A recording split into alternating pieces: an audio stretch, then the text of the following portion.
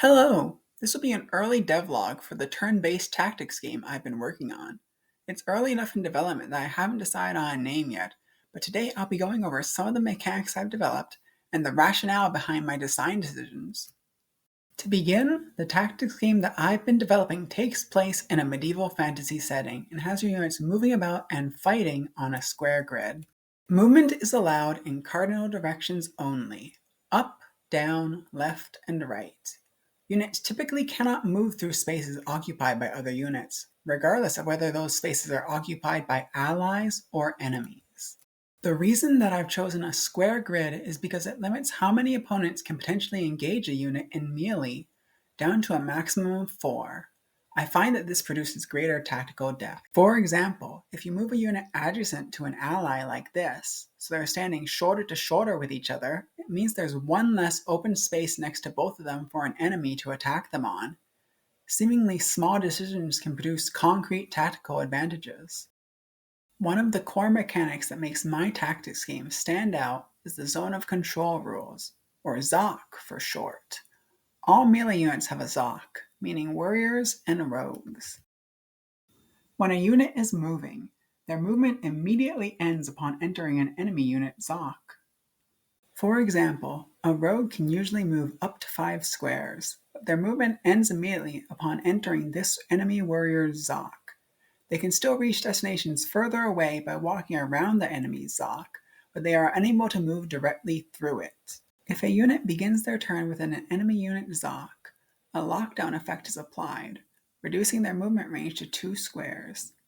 This allows the unit to limit an enemy's movement by engaging them in melee without discouraging movement entirely. This lockdown effect can only be applied to a single enemy unit at a time, representing the difficulty a fighter would have splitting their attention between multiple opponents. Thus, if a unit has an ally within the ZOC of the same enemy when beginning their turn, the lockdown is not applied. This means that a unit can effectively rescue an ally from an opponent that has them trapped by joining that ally in melee. The ZOC and lockdown mechanics are my way of compromising between two ideals. I want melee units to be able to exert some level of control over the movement of enemies. However, many of the common mechanics used for this purpose in other games discourage enemies from moving at all, usually by applying some sort of punishment to enemies who choose to move. I don't want to punish movement, because I consider movement and positioning to be the most fun element of tactical games. Another core mechanic of my game is counterattacks.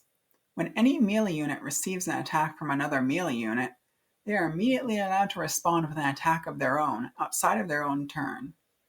I find that the existence of counterattack mechanics encourages players to move their units more aggressively, which leads to more exciting gameplay.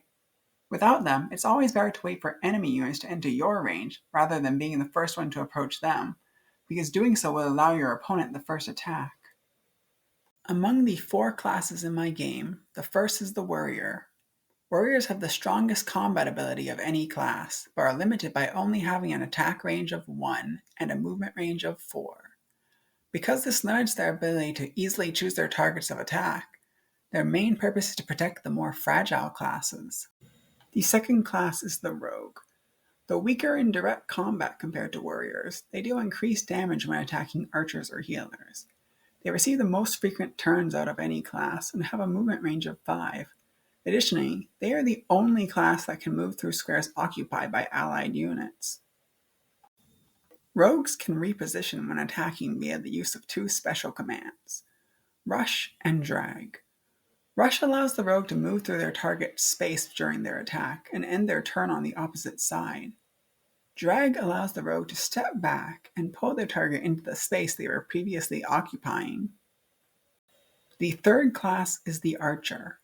Archers are weaker than warriors and rogues, but have an attack range of 5. This allows them to attack without receiving any counterattacks. Additionally, they have access to a special command which can only be used before moving: Snipe.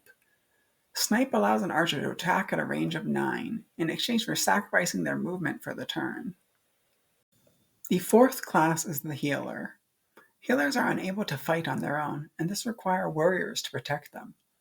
However, they are the only class able to restore the HP lost in combat by other classes.